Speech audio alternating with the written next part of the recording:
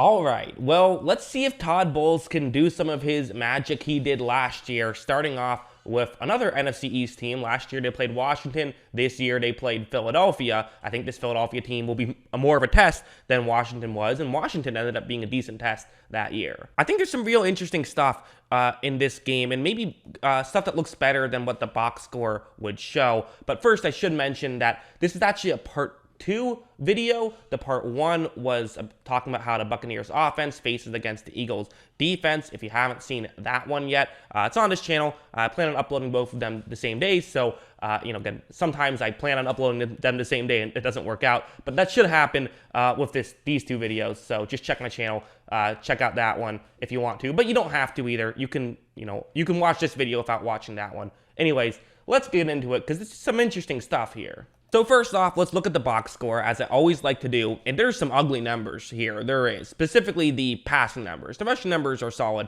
although, should be mentioned, Miles Sanders will not be playing, so while his numbers look good, you're not going to be using Sanders for this one. Although I have to say, the drop-off between Miles Sanders and Kenneth Gainwell, don't know how huge it is. I like, whoever ends up playing for Philadelphia, running backs are a bit replaceable, although I do like Sanders. I do think he's very good.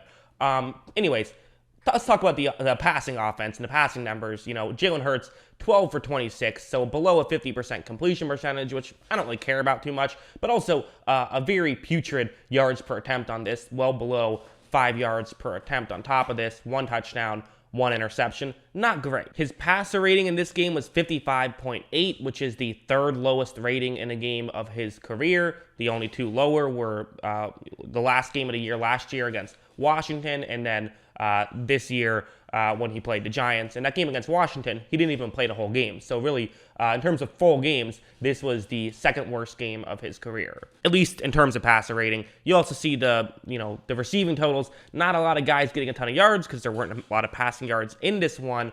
Again, Quez Watkins and Devonta Smith did a little, but not much. Even Zach Ertz had some moments in this one, and then that was pretty much it. Only Miles Sanders and Kenneth Gainwell also had catches. So only 5 guys had catches, 2 of which were running backs, and they only had 3 catches combined with them. However, trust me, don't let those numbers get deceiving because there's some interesting stuff in here. So first, what we always do, let's go over here. So this is the PFF grades of every single player of that game, of when they played Tampa Bay. And again, we're going to talk about that game, but also how it relates to the wild card game. And what you see here is, first off, Quez Watkins was at the top. So that's interesting. We'll get back into that in a second. You also have some offensive linemen here. You do have Miles Sanders relatively high. You have Devonta Smith and Zach Ertz also relatively high. And then you go towards the bottom, it's a lot of receivers. So it's the non-Quez Watkins and Devonta Smith receivers. Those are the guys to pay attention to, as the wide receiver depth did not really come through in this game. Meanwhile, for Tampa Bay, this is actually a little bit interesting because Devin White, who consistently grades horrible on PFF, he was their highest graded player in this game, so that's fascinating. And if you look at it, it was, largely due to his coverage, which is also an area where he typically struggles, so that's interesting. Jamel Dean, very high. Vita Vea, very high, so we'll get more onto those guys once we get into the film. Towards the bottom, you are going to see a couple of corners. You see D. Delaney at the bottom, who he will not be playing in this game. Number 14, Richard Sherman, he will not be playing. And by 14, I mean 14th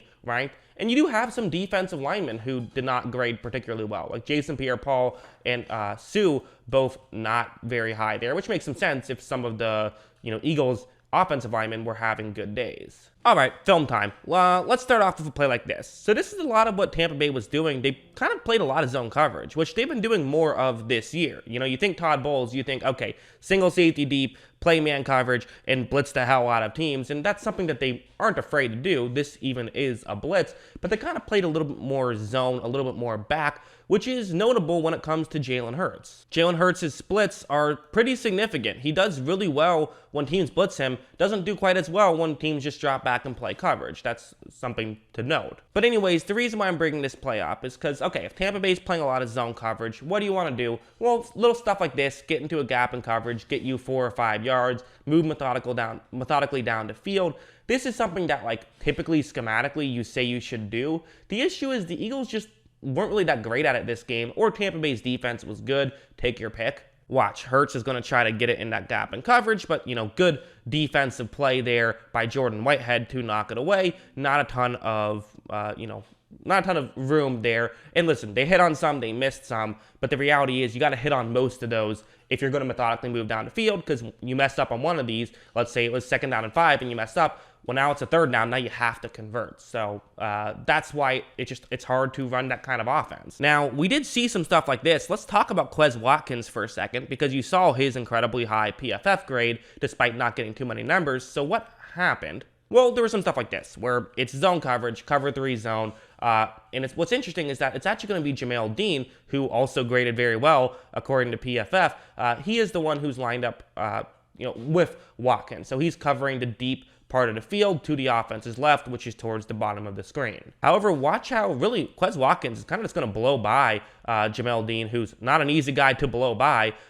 Does not get the catch there, but does get a flag. So does the job. And you don't want to have that happen if you're Tampa Bay too often. And that's what I'm intrigued by a little bit. Because listen, Tampa Bay has more corners now, but Carlton Davis is known for basically being an elite corner when it comes to the footwork and the technical stuff and the size, but he can get beat with speed. And when you have Devonta Smith on one side and Watkins on the other, that might be a pathway to victory if you're Philadelphia. Now, I will say on the other side of things, really outside of that, I think Jamel Dean did play very well. He, had that one misstep, but was able to really, play some great defense. He's going to still be covering Quez Watkins on this play, but watch what he's able to do this time. Look, as you see, Watkins is going to be running a go route. Pretty good route by Watkins, but Dean's just able to stay with him, get his head turned around, and get the interception right there. So he's someone who I do trust to be able to do that stuff relatively frequently, but the thing is, he can only cover one guy, right? And he's played very well this season, but you are going to need someone to cover the other guy. But the hope is for Tampa Bay, their coverage did a really good job the first time these two teams played, even though they were really banged up. Dean was their only healthy corner at this point. Watch this play and watch how right when it begins, you're going to see that just nothing is open right here. And this was a constant for Jalen Hurts, is he was seeing that guys weren't getting open too frequently, and it's really difficult. So if Tampa Bay does want to play man coverage, which again, they played a lot of zone, but they still do play man, and if they want to, it's going to be difficult to get guys open, I think, for Philadelphia. Look, Hurts is even going to try and see if he can scramble around and, finally get himself a little bit more time, but there's just not enough time for something to get open right there. So that's definitely, again, you look at reasons for optimism. If you're Tampa Bay, that's a lot of reasons for optimism. This is what was largely happening early on in the game, was just this kind of stuff. You had like this play where it's going to be a screen pass, but it's not going to be a screen pass that's going to get anywhere. Shaq Barrett reads it and makes a quick tackle, so really good defense. You have something like this, another little screen pass that could have been a pick six had it been played a little bit better. So this methodical stuff, they weren't able to be great at it early on. They really weren't. Something like this, where they're going to run the football. Well, when you want to run the football, you have to get through Vita Vea, who's not an easy guy to get through. Watch him absorb this double team, and the second someone gets off the double team, he makes a quick tackle, and they don't gain any yards right there. So trying to methodically move the ball against this Tampa Bay team, it's difficult. Like, this is a good defense that you're going up against. And, also, let's be honest, typically the way that the Eagles have a lot of success is by setting up the running game, but that might not be so easy to do against Tampa Bay, who has number 50 right in front of your center. I also thought something like this was really fascinating. I'm wondering if we'll see something like this again, where what you see here, I've circled a Tampa Bay player, number 9, right here. And this is something that really jumped out at me. Todd Bowles loves to get creative. So this is kind of an obvious passing situation. And this is Joe Tryon-Soyuncu. Soyuncu, I believe is how you say it. I don't know if I'm saying that incorrectly. Apologies if I am. But he's been a really good player for Tampa Bay this season. He was their first round draft pick at 32nd overall. And what he's doing, you might be wondering, wait a second, he's an edge player, right? Why is he lined up on the center? I mean, I guess you do this sometimes, but no.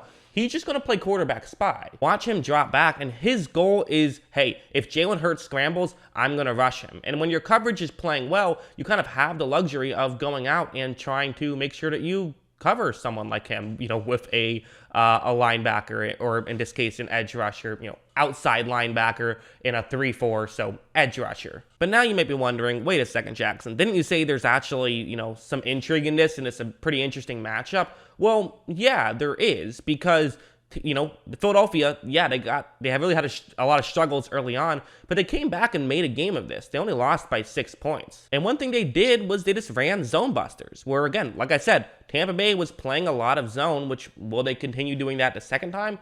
I don't know, but if they do, you have ways you can beat this. Something like this, where again, it's just a zone buster. You have one receiver run a deep route, the other receiver kind of goes underneath where hopefully no one will be. Right when this play begins, Devin White gets through, Sanders did not pick up that blitz very well, so there's pressure here with White and Vita Vea. However, the receiver down the field is open, and the pressure kind of makes it more difficult, but also Hurts is scrambling outside the pocket, and the play concept itself did work. As you see, Hurts is going to throw this down the field, makes a good throw, and you're able to pick up some yards. Was that the easiest play in the world to convert? No, but it tells me some things. It tells me that you can allow this stuff to work. You can convert on these plays. Like this one's another one where it's not going to be the easiest play in the world, but it can work, where what you're doing is, a cover 3 zone is happening. You're going to send a receiver deep to basically push the safety further deep. You don't have another receiver run just kind of underneath where the safety currently is. This stuff can allow you to get open. And really, unless the linebackers can get back quick enough, you can then have an open receiver. Watch how Hurts runs a play action, and you're going to notice at this point that they do have a bit of an opening there. So again, this kind of stuff is effective. Getting these chunk plays can work. Hurts is going to throw the ball down the field. Smith makes the grab, and they pick up a big chunk play. That just makes things a lot easier to drive the ball down the field. And it makes you wonder, if they were doing this stuff earlier, would they have had a better chance against Tampa Bay if they did do that stuff earlier? And probably yes. I think that almost definitely yes. And it can even set stuff up like this. Everyone always talks about in the, you run the ball because it sets up the passing game. Well, hey, running play action helps setting up the run game as well. A play action can really help set up the run game, because on this play, it's, I've circled 2 linebackers because those are the main guys to watch. Should mention, Lavonte David did not play in this game. It was Kevin Minter. Also should mention, Lavonte David might not play in the playoff game, so it might be Minter. So this actually might not be the worst thing in the world to look at, although I should mention that if it is Lavonte David, he's, very good at not falling for play actions and stuff. Devin White will definitely, he's kind of a dog chasing a car out there sometimes, which, isn't a bad thing, but means he can be fooled a little bit more easy. He is a younger player. But watch how White rushes the passer. He was blitzing. Minter drops all the way back into coverage, and now Sanders was easily able to run up and pick up some yards. This is because they're now worrying about the passing game. And once you can just open up the rushing game a little bit, then you can do this, which can now open up the passing game more and can allow you to run your offense better. So that's the hope, if you're an Eagles fan, is that you can do that stuff. And I don't think it's out of the question that they'll be able to do so. The real question is more so, how effectively will they be able to do it, and how consistently will they be able to do it? And does Tampa Bay go in with the same game plan of playing a lot of zone coverage? Or now that they have better corners, do you see a little bit more of a man coverage, in which case perhaps Jalen Hurts' scrambling ability is going to come into play? So it's very interesting, but there is definitely a big element of unknown compared to what we typically have when we've seen teams play each other, just because it's been so long and these two teams are just different teams at this point.